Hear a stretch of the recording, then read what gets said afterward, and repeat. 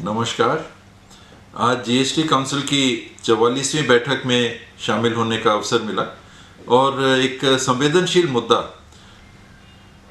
Covid की सामग्रियों पे टैक्स लगना चाहिए कि नहीं, सरकारों पे, राज्य की सरकार पे, केंद्र की सरकार पे, निजी क्षेत्र में भी जो लोग कोविड के दवाइयों का, अन्य वस्तुओं का उपयोग करते हैं, उनको टैक्स में राहत मिलनी चाहिए कि नहीं, इस संदर्भ में ये मीटिंग थी। एक ग्रुप ऑफ मिनिस्टर्स बनाए गए थे, 8 सदस्य थे। उसमें भी ये दुर्भाग्य रहा कि कांग्रेस शासित राज्यों में से किसी को अवसर नहीं मिला।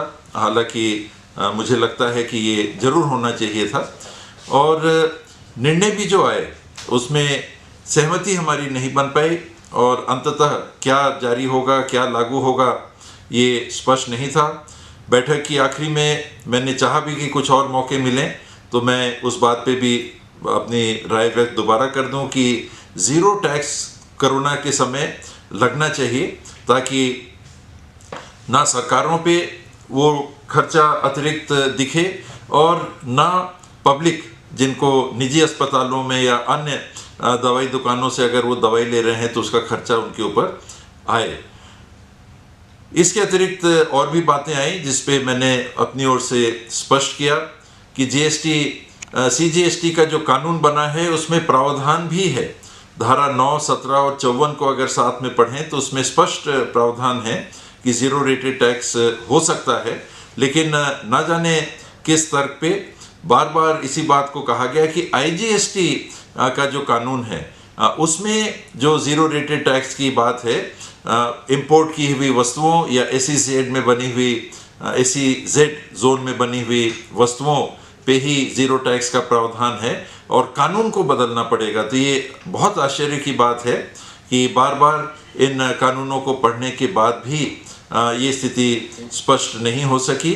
जब अधिकारी इस बाबत बोल रहे थे, मैंने जिन बातों को रखा था छत्तीसगढ़ के संदर्भ में, उस बात को वहाँ के अधिकारी कह रहे थे, मैंने उसके बाद भी समय चाहा था, लेकिन हो सकता है कि आवाज़ ना जा रही हो, वीडियो कॉन्फ्रेंसिंग में कभी कभी बाधा आ जाती है और वो ना सुन पाए हो। लेकिन मैं लिखित भी अपनी राय पुनः जीएसटी काउंसिल की हमारी चेयरपर्सन सम्माननीय सीतारमन जी को लिख के भेज रहा हूँ कि कानून स्पष्ट है।